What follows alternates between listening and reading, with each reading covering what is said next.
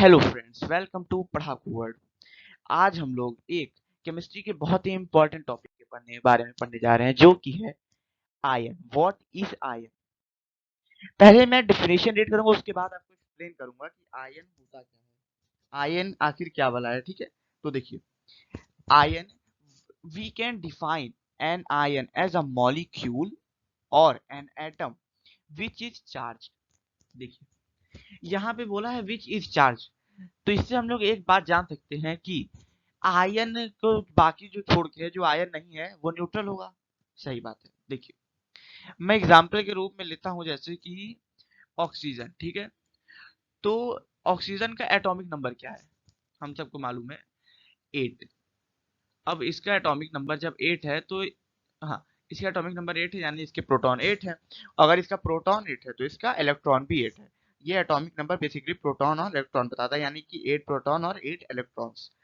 अब देखिए, जो प्रोटॉन का चार्ज होता है P, यानी प्रोटॉन का चार्ज होता है वो 1.6, यहाँ पॉइंट है बीच में, इंटू 10⁻⁻19 होता है। ये बहुत छोटा चार्ज होता है, बट इंपॉर्टेंट चीज ये नहीं है छोटा, अभी वो छोड़ दीजिए।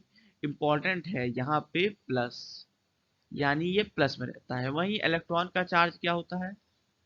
इलेक्ट्रॉन का चार्ज सेम प्रोटॉन के चार्ज का अपोजिट, यानी कि वैल्यू सेम है, मैग्नीट्यूड सेम है, बट अपोजिट यानी माइनस के साथ।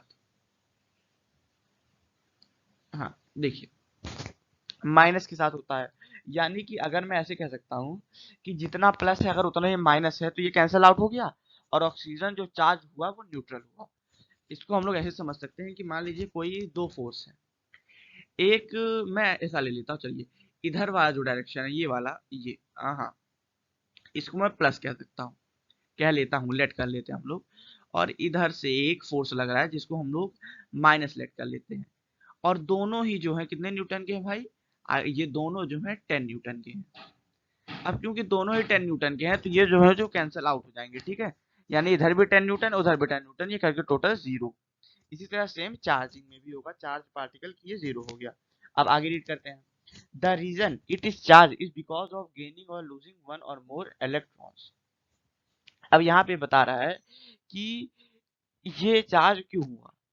ठीक है, अब पहले बताया कि भाई चार्ज पार्टिकल होता है आयन। ठीक है, तो ये मैं समझ गया, आयन चार्ज पार्टिकल होता है, क्योंकि जो बाकी होते हैं आयन को छोड़ के, बाकी जो नॉर्मल मॉलिक्यूल या एटम होते हैं वो चार्ज नहीं होते, वो न्यूट्रल होते हैं। ये मैं आपको समझा दिया अब एग्जांपल से।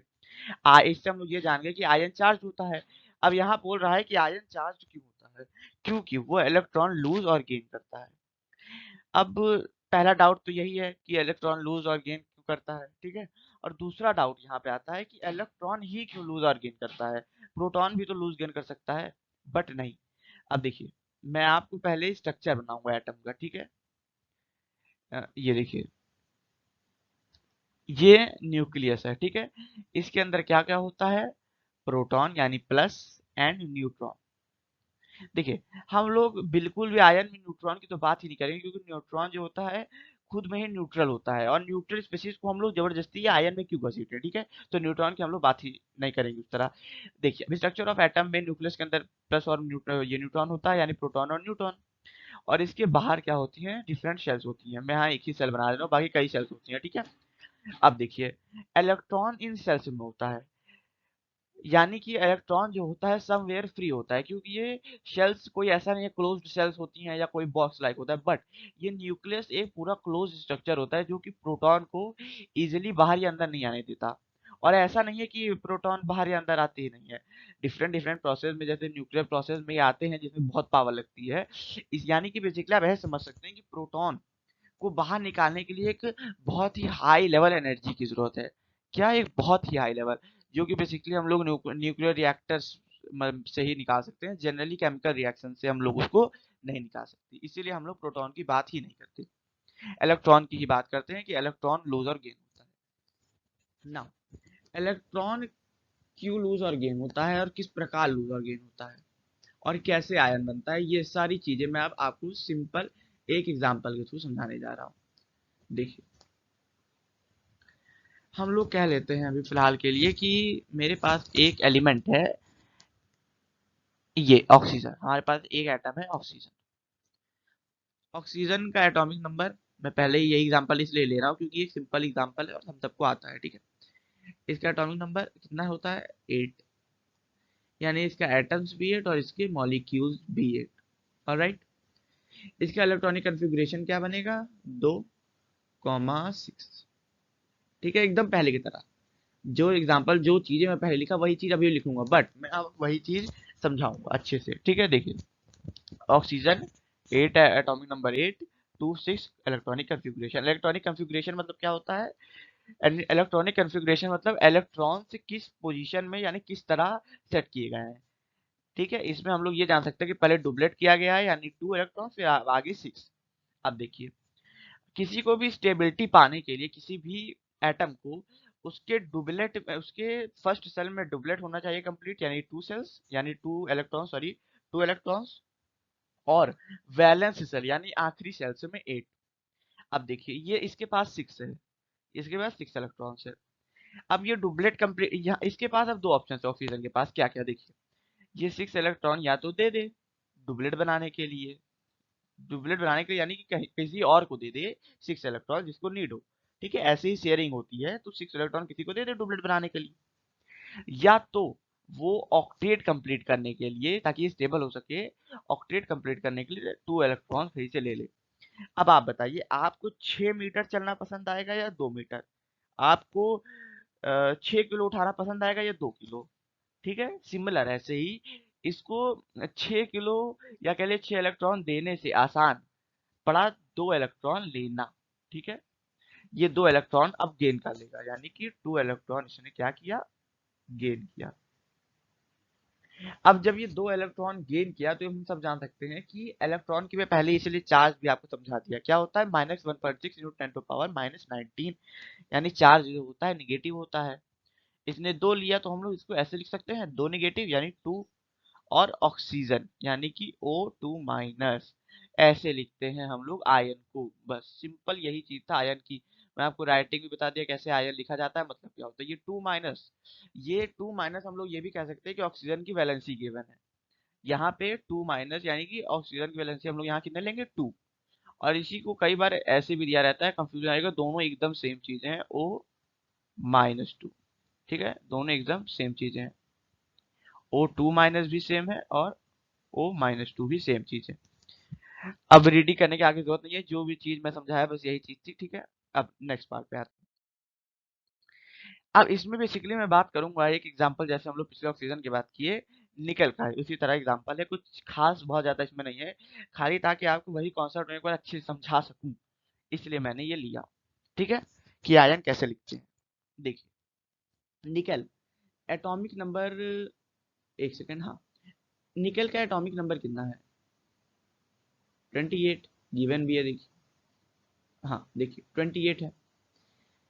इसका यहाँ पे हम लोग इलेक्ट्रॉनिक कॉन्फ़िगरेशन मैं शो करके भी दिखाया हूँ, ताकि जिनको बोलने से और लिखने से ना समझ में आए वो एक बार देख भी सके। इलेक्ट्रॉनिक कॉन्फ़िगरेशन इसमें हम लोग क्या लिए? 2 8 16 2, ठीक है, 2 8 16 2, यानी कि पहले शेल में 2 इलेक्ट्रॉन इसने प्लेस किया, दूसरे शेल में 8 इलेक्ट्रॉन, तीसरे शेल में 16 इलेक्ट्रॉन्स, एंड फोर्थ शेल में इसने 2 इलेक्ट्रॉन किया। अब देखिए, यहाँ पे इसको स्टेबिलिटी गेन करने के लिए ऑक्टेट कंप्लीट करना है, मैं सही हूँ ना? इसको स्टेबिलिटी गेन करने के लिए ऑक्टेट कंप्लीट करना है, बट यहाँ पे तो 2 ही इलेक्ट्रॉन है। अब आप बताइए, सिमिलर ऑक्सीजन का केस बना, इसीलिए मैंने इसको लिया था, सिमिलर ऑक्सीजन का केस बना, यानी कि या तो ये 6 इलेक्ट्रॉन्स गेन करे या तो ये 2 इलेक्ट्रॉन्स लूज करे। इसको भाई इजी क्या पड़ रहा है? मैं तो भाई आलसी हूँ, मुझे इजी क्या पड़ेगा? मैं 2 इलेक्ट्रॉन दे दूँ, मैं 2 इलेक्ट्रॉन दे दूंगा अगर इसमें, तो इसमें प्लस चार्ज आएगा, ठीक है, इसमें प्लस चार्ज आएगा, क्योंकि 2 इलेक्ट्रॉन जब दे दिया तो प्रोटॉन की संख्या बढ़ गई ना, तो इसमें प्लस चार्ज आएगा। और कितने का आएगा प्लस चार्ज? +2 का। यानी निकल का जो आयन बनेगा उसको हम लोग ऐसे लिख सकते हैं, Ni+2, या तो 2+, ठीक है, दोनों सेम चीज है, या तो +2 या तो 2+। ऐसे ही आयन बनता है इलेक्ट्रॉनिक कॉन्फ़िगरेशन से स्टेबल बनाने के लिए।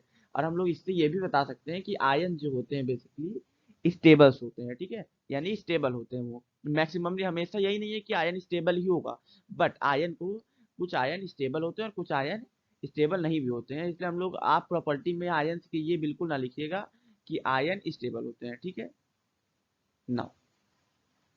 अब हम लोग अपने नेक्स्ट पार्ट पे आते हैं। नेक्स्ट टॉपिक क्या है, यहाँ पे हम लोग कुछ इंपॉर्टेंट आयंस के फॉर्मूला की बात करेंगे और एक छोटा सा टॉपिक या टॉपिक ना कह के एक छोटा सा टर्म को समझाएंगे। वो छोटा टर्म क्या है, कैटायन एंड एनायन गिवन भी है। देखिए, रुकिए मैं अपनी पेन का कलर चेंज करूँ। हाँ देखिए, पॉजिटिव आयन जो होता है कैटायन कहलाता है। अब पॉजिटिव आयन कैसे, जिसके ऊपर पॉजिटिव चार्ज लगे यानी निकेल, और निगेटिव आयन जो होता है वो एनायन कहलाता है जिसके ऊपर निगेटिव चार्ज लगे, जैसे ऑक्सीजन। मैं दोनों का एग्जांपल लिया, पॉजिटिव आयन यानी कैटायन, निकेल यानी Na2+ जो बना था वो क्या था, वो एक कैटायन था, बट एनायन जो O-2 बना था वो एक एनायन था।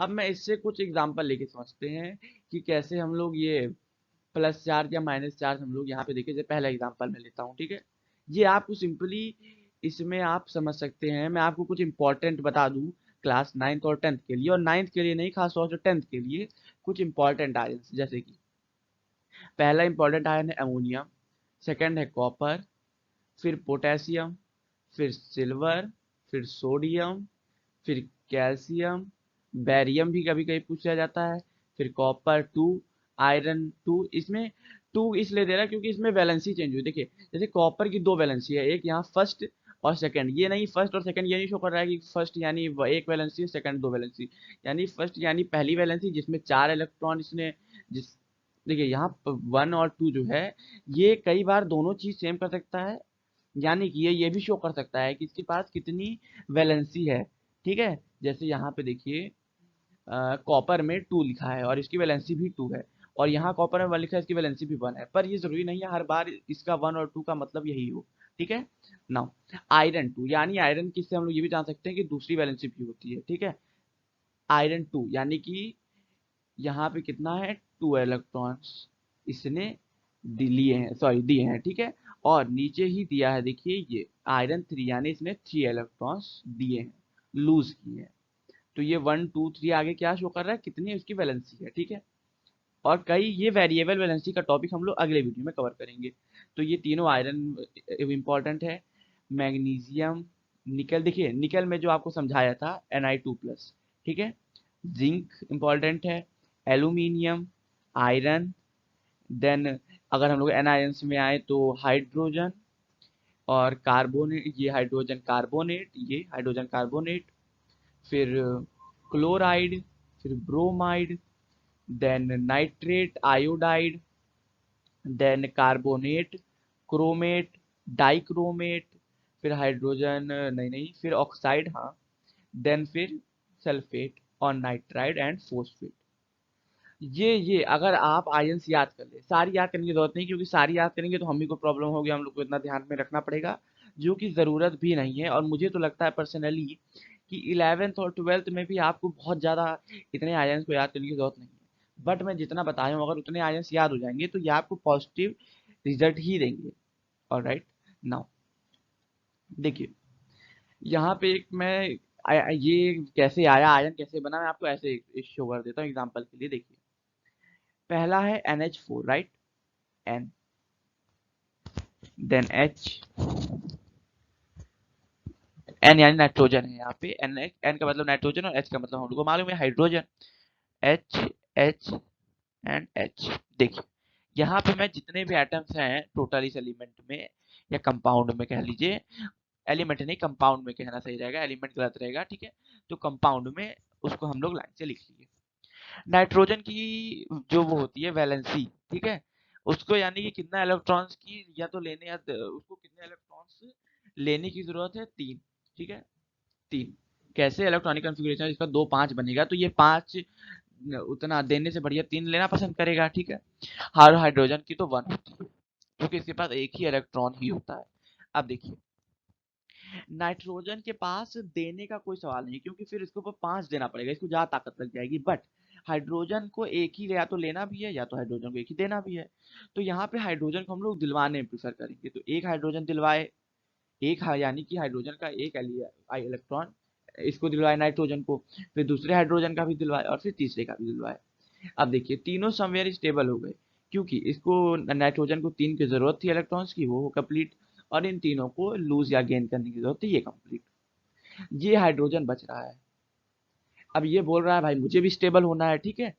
और अब ये बोल रहा है कि भाई जब मेरे बाकी तीनों भाई सब लूज ही किए हैं तो मैं ही गेन करके क्या करूं, ठीक है। तो यहाँ पे ये भी क्या करेगा, लूज करेगा, और इसीलिए जब ये भी एक लूज करेगा तो यहाँ पे क्या आएगा, प्लस आएगा, ठीक है। यहाँ पे प्लस आएगा, इसीलिए इसका जो चार्ज है वो प्लस है। यहाँ कंफ्यूजन होती है कई बार कि बाकी चीजें मतलब कहाँ गई, बाकी चीजें कहाँ से आई, कि इसको तो भाई 3 चाहिए था, इनको एक एक चाहिए था, तो ये कैसे, वो मैं आपको पहले ही समझा दिया कि ये चारों, हाँ ये चारों जो थे कैंसिल हो गया, सॉरी, हाँ। तो ये जो चारों थे वो चारों बांट लिए, ठीक है। एंड नाउ ये जो वीडियो मैंने बनाया ये स्पेशल उत्कर्ष के डिमांड पे बनाया था। Now thank you and subscribe my channel.